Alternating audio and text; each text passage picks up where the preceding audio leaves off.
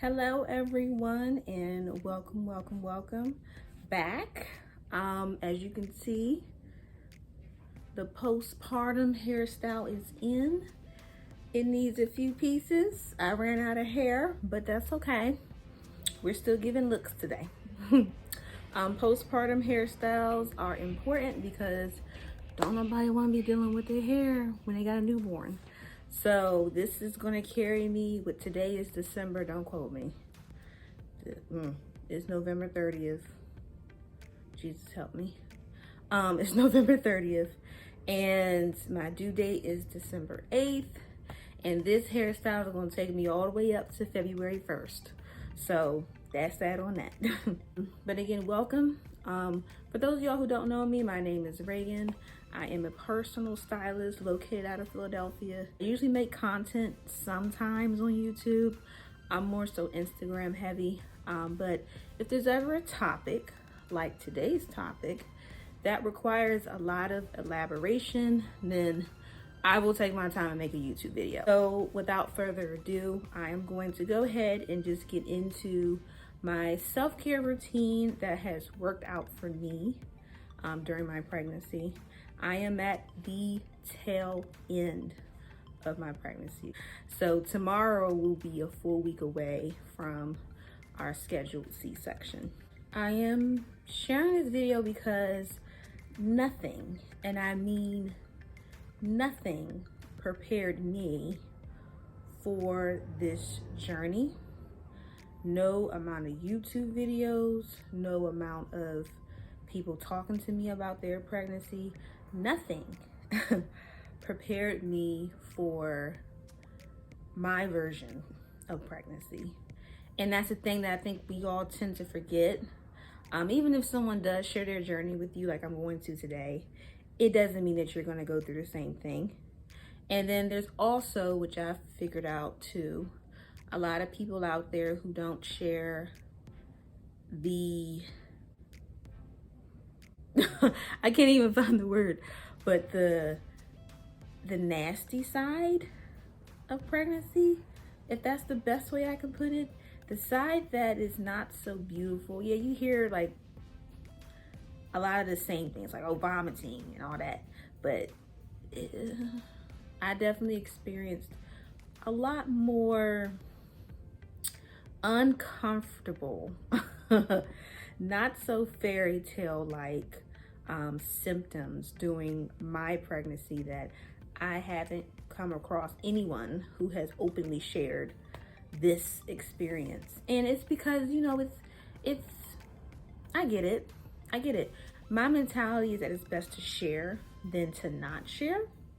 So that's what we're going to do today. We're going to share the uncomfortable side of pregnancy and the solutions that I found that helped me work through them. So I have on my favorite Christmas sweater that is not fitting whatsoever on my stomach, but that's okay. We're just gonna get right on into it.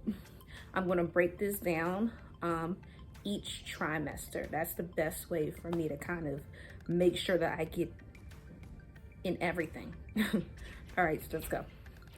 All right, so the first trimester, I actually did not experience a lot of vomiting unless I ate something that I know for a fact I should not have eaten. Great example. One day I, for whatever reason, decided to do ramen noodles, top ramen noodles, which I don't eat on a regular basis anyway, but I saw them on the top of my fridge and I was like, oh my gosh, I want one. And I vomited everywhere after that. So unless it was something that I should not have been eating anyway, I didn't vomit, but I did have nausea. And nausea is that feeling like you're going to vomit, but you're not. And in some cases, nausea is actually worse because you're preparing yourself to throw up, but you're not gonna throw up. It's so annoying. So first trimester, I had a lot of that. What I found that worked for me, and I wish I would have saved the label, was ginger chews. Oh my gosh. Ginger has, you know, it does settle your stomach, which is why most time they say you have a stomach ache, you drink ginger ale. But I'm not a soda drinker. Soda actually messes up my stomach more than anything. And I actually don't know how much ginger is actually in ginger ale. But the ginger chews, oh, they were amazing. I'm not talking about the candy. I guess you could do, I don't know. I didn't do the candy. I had like these pills that were just straight ginger. And ginger gives you that kick in your mouth. So every time I would pop a pill, it'd be like, boom. But as soon as it will go down, it was like, I didn't even have, it would take my nausea away fast. But yes, ginger chews, perfect. The second thing that I was informed that you are at high risk of during your first trimester is a UTI, or a urinary tract infection. I don't get those often. I've only received one in my entire 25 years of life. And that was it. So when I read that, you know, I'm at a high risk of a UTI, and then the nurse told me when I went in to confirm my pregnancy, that kind of put me on alert, because the one and only time I had one, it was not comfortable. So what I use every day, and I honestly have no idea if this is the reason why it never came. I know that there were moments where I felt one might be coming on, and then I would just double up on this. But again, I'm going to assume that the honey pot, and this is the foaming wash feminine care cleanser. This is the mommy to be one. But to be honest with you, I don't know the difference between this one and the regular one, because the regular one, you know, is blue. I had the regular one at first. I still used it, and anytime I felt some type of sensation down there, it would take it away. And then when I ran out the regular one, I saw that they were selling this mommy to be one, which has the same ingredients, I think. They just says mommy to be on it. It did the same thing. I used this throughout my entire pregnancy, to be honest with you. But definitely during my first trimester, when they were saying that UTIs is very common. So if you find yourself getting UTIs a lot in general, maybe you should try the honey pot, you know, feminine foam wash. I definitely recommend it. And I also recommend it to, you know, add to your pregnancy self-care routine. Second trimester.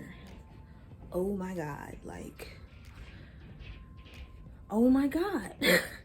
And I have a list here because the second trimester was just, it was just so long.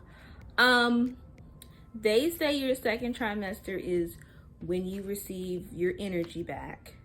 True. However, the amount of symptoms I had were disgusting. Like, yeah. So the first one, funky ass underarms. Your body odor during pregnancy is crazy, and it's because you got a lot of hormones going on in your body. So it's going to alter your sweat. It's going to alter a lot of stuff, you know. So I wasn't prepared for how funky certain parts of my body got.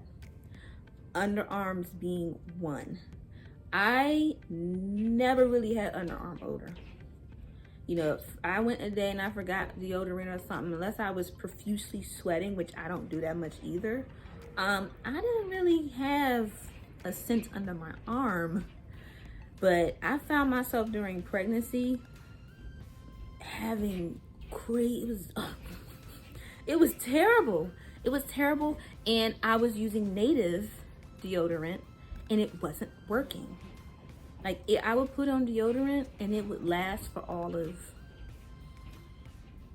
30 minutes to an hour, and then it's like I didn't put on deodorant at all. So I had to actually get clinical, that clinical crap, I forget what it's called, deodorant and Dove. Like, those are the only two deodorants that worked for me during pregnancy. I think I didn't let go of the native. I found I was pregnant in April. I didn't let go of the native until the end of July. I was trying my hardest not to go back to aluminum. So that was my solution to the terrible underarm odor. I had to get stronger deodorant. Another one that people don't like to talk about is drawers. Like, the odor in your drawers is different, okay? It's different than what you're used to. I'm scared to say that it stinks, and only because everyone's odor, every woman's odor is different. All of us don't smell the same, so you shouldn't assume that all of our vaginas smell the same. They do not. So with that being said, my scent was a lot stronger than it was prior to pregnancy. Now, according to my spouse, he didn't mind the scent. I did, because I know what my vagina is supposed to smell like, and it wasn't that. And another thing is, you discharge so much. Now, the color of your discharge makes a big difference. If you notice that the smell of your vagina is not what it used to be, and your discharge is of a strange color or a strange odor, then you need to talk to your OB. That's not normal. But for me, the smell was not what I was used to, but my discharge was always clear, which is how it's supposed to be. My drawers would be saturated though. It would be saturated. I would put on, I would take a shower at night, put on new drawers. By the next day, my drawers would be saturated by the time I would get off of work. From the front to the back. It's not even just, oh, I had like spots here and there. No, it's like I peed on myself, discharge. And the thing is that it wouldn't come gushing out at once. It was as the day continued, you just discharged more. And I wasn't prepared for that. My solution to y'all, definitely get darker underwear. Because even though, my discharge was clear, I noticed that the underwears that I like to wear, during this time frame that were lighter, it would still leave like a light stain on it. That's not, some people don't mind. Some people don't mind that. If that's you, then do you. But I noticed for me, I liked darker underwear better. You couldn't see all that going on, and I've been washing them and they still look new, and it's just like, okay, I like this better. Only thing about the darker underwears is you can definitely see that they're wet. One time I was sitting on the bed and my spouse was like, you peeing yourself? And I was like, no. He was like, you like you peeing yourself. So that's the only problem with dark underwear. But again, I highly suggest that during this time. And back to this as well, I highly suggest this as well during the time. The hormones make everything in your body change. So you really don't know what's going to react. So, yeah. All right, so the next one we have is itchy boobs. Oh, like, my boobs itched so much. Specifically my nipples. Obviously, they're itching because they're growing and you're producing milk. They itched crazy, and I couldn't find a solution.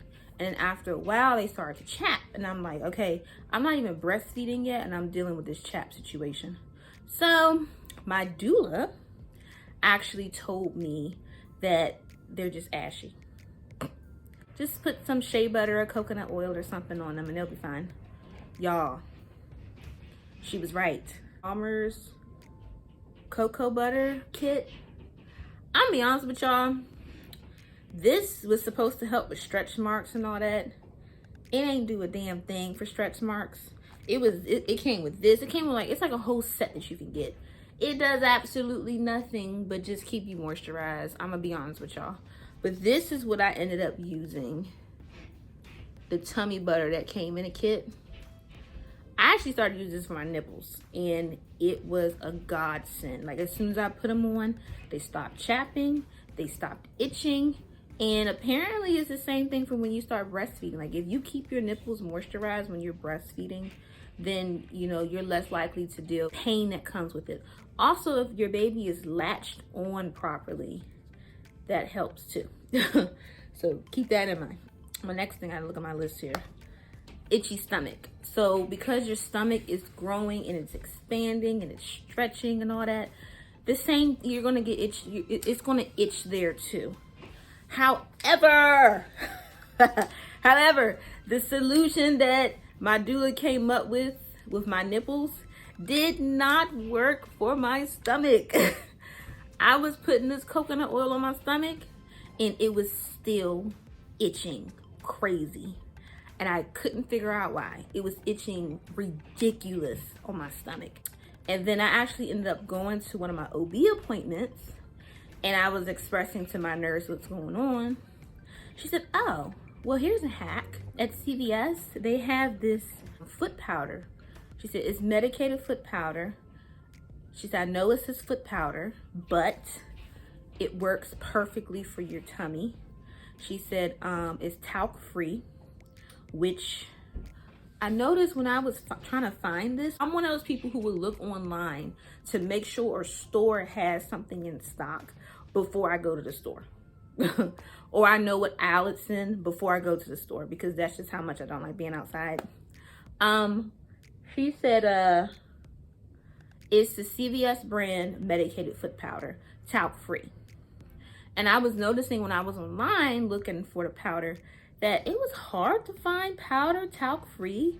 I have totally forgot what talc is. Apparently it's not good for you though. Definitely look that up when you're free time, because yeah, I've heard a lot of stories about the talc.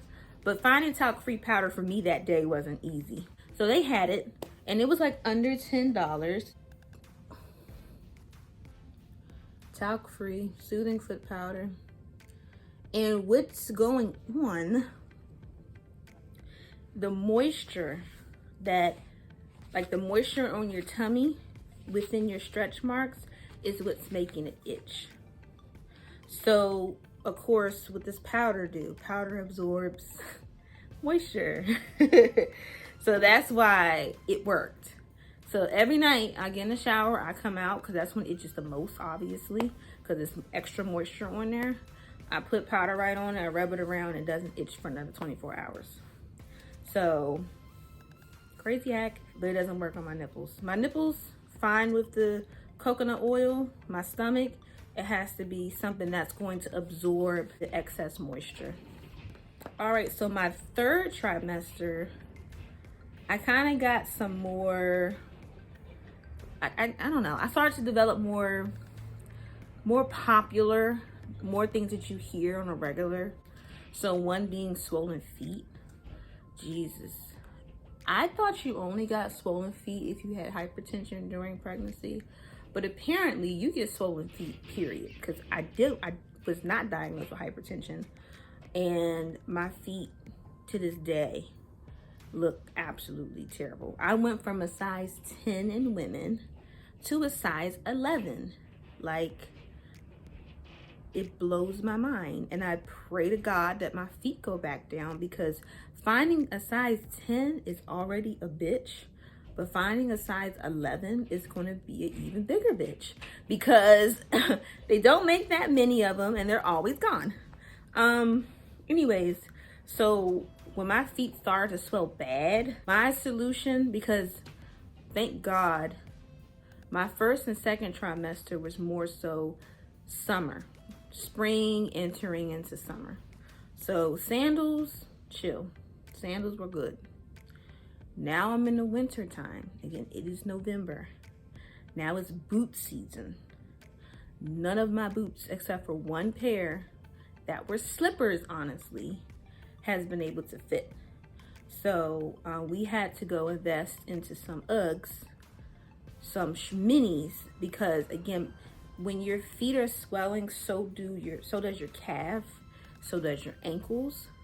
So even if you can fit your foot into your damn boots that you had prior, you still might not be able to zip them up, which was my problem also. So I ended up getting the Uggs minis, and that's going to carry me throughout the entire winter, because your feet aren't going to go down automatically after you have your baby too. So it's going to be some time. So this entire winter, you'll be seeing Reagan in 2 pairs of Uggs. One thing that I know is with my swollen feet, if I were to stand for a certain amount of time, they would itch crazy. They would just itch. And I found out it's because the skin around my feet is expanding. So because they're, you know, it's stretching, it's itching.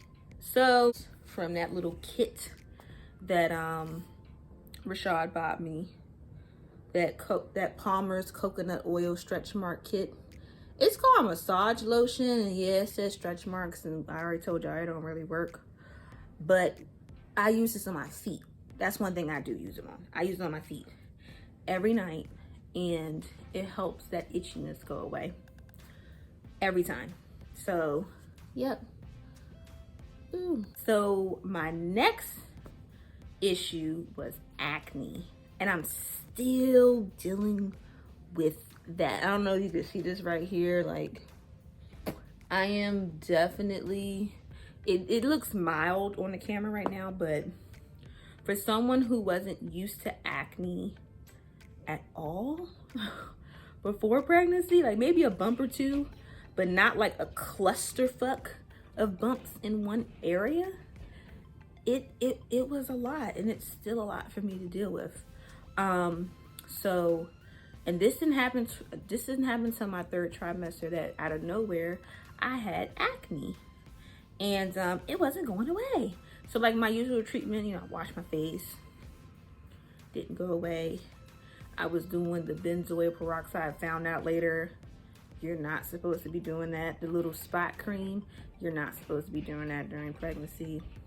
I was doing it not knowing I wasn't supposed to.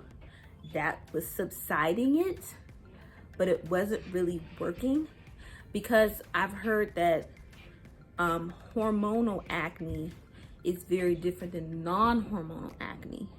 So prior to pregnancy, I had non-hormonal acne, and that was just from me either touching my face or my bonnet not being washed and me wearing it over and over, and it causing, you know, dirt and build up in my pores or whatever. Compared to hormonal acne, where again, it's not really being triggered by dirt and stuff, it's being triggered by hormones. That's a lot harder to get rid of, which is why I'm still dealing with it now. But what I found actually worked for me, but I have to apply it way more than I used to, as everyone knows, the daggone Aztec clay mask. Everyone was using this. Everyone has been using this for a minute now. This is not new information. But I use this usually maybe about once every other month. Once, like before pregnancy, if my bumps were getting really bad, I would use this. It would wipe them out instantaneously. Now, again, I'm dealing with hormonal acne. I put this on once. It helped for like a day, then it came back, and then I noticed that the second time I put it on, and each time I use apple cider vinegar. I don't use the water. I use the apple cider vinegar. But this time around, I did do it closer together because the first batch just didn't stick. I did it the second time, probably like a week ago, and the results were a lot better. A lot better than the first time around. It's not gone though. It's still not gone. As you can see here, it's not gone, but it's manageable. So this so far has been the only thing that I can really stamp my approval on when it comes to helping with the pregnancy acne.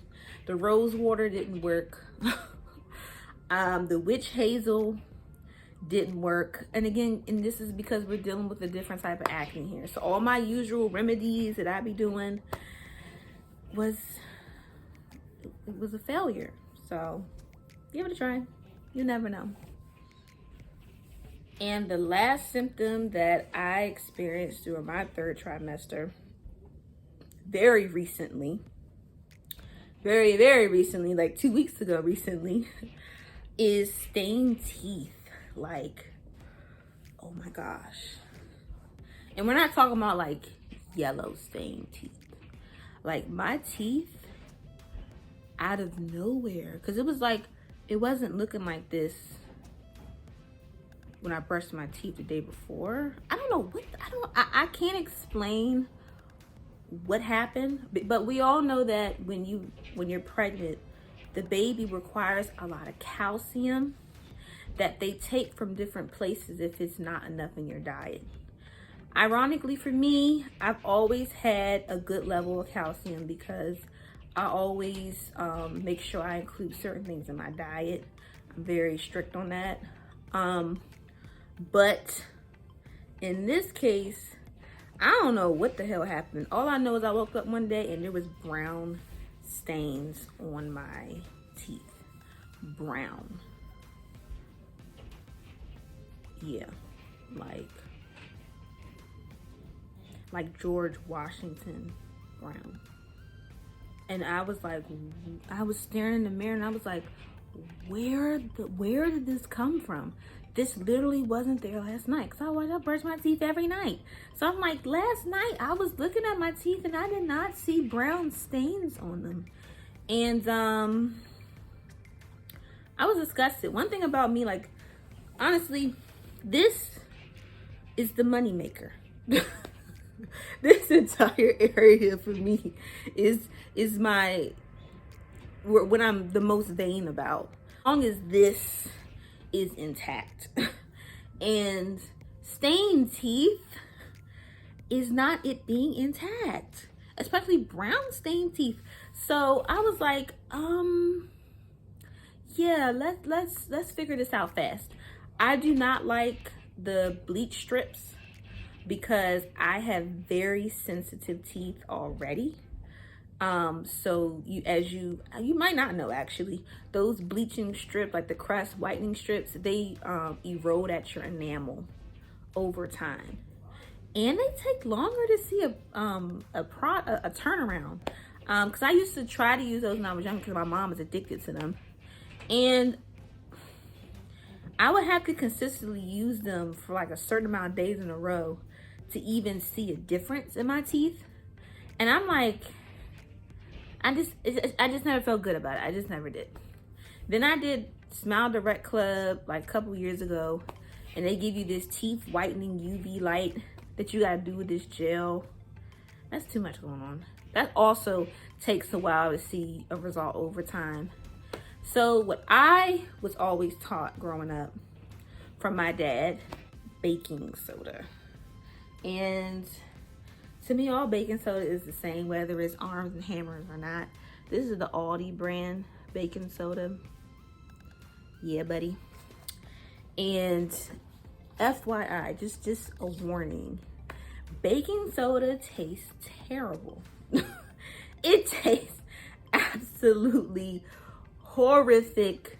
So you don't want to get it on your tongue. So what I do is I brush my teeth with my regular toothpaste first. Then I, take my toothbrush after rinsing it off, dip it in a little bag of baking soda, cover every bristle, and then go to the outside. You can go on the inside of your mouth, but I'm trying to let you know, you're not gonna like the taste of it. It tastes disgusting, but it gets the job done, and it's a fast turnaround. So it took me a minute to find my baking soda, but when I found it, and that night that I used it, and this is why I like using baking soda on top of it, I feel like being a little bit better. It is still, like, you should not be using it every day. At the end of the day, it is powerful. But every other day, when I see the results, I stop using it. I don't consistently use baking soda. So once I notice that it has taken the staining off my teeth, and as y'all can see, it has, I stopped using the baking soda. I don't keep using it. So anyways, when I first used it, You know, I did the outside, and when I spat in the sink, I literally saw all the discoloration in the sink. That's why I like baking soda. You see the results. You see what you know it's working because you see it in the damn sink. You know what I mean? And it doesn't take, you know, days of you using it to see that result. The first day, I already saw the color coming off of my teeth. So I had like a day intermission between each time I used it. And like I said, there is no more brown stains on my teeth. I don't know what happened here. I don't know what happened here, but for like a couple of days, I had brown spots on my teeth, and that shit was horrific. So yeah, baking soda. Baking soda. I stand behind this. To me, if it ain't broke, don't fix it. Baking soda for me is a cheap way, and it gets the job done. So that's all of my tips and tricks that I've had for my self-care routine during this entire pregnancy. It has helped me stay rooted in myself. Yeah, because again, like I'm really big on not losing myself throughout this process. We're gonna hope that that's still intact during the newborn stages, because I heard that's really when it gets bad. But I think having and establishing a healthy self-care routine can help you stay rooted. And it's a lot. Like, having and sticking to a self-care routine on top of everything else I was doing throughout this entire pregnancy was hard. It was very hard, because when you're pregnant, you automatically start to put yourself second, you know, because your baby comes first. But how can you properly raise a baby if you're not at 100% yourself? You know what I mean? So you are just as important. How you feel about yourself, how you take care of yourself, that all trickles down to your baby. When it's in you, definitely when it's in you, and when it's out of you as well. So if you're a mom out there and you're like, oh, that sounds cute, but my life doesn't make time for it, make it make time.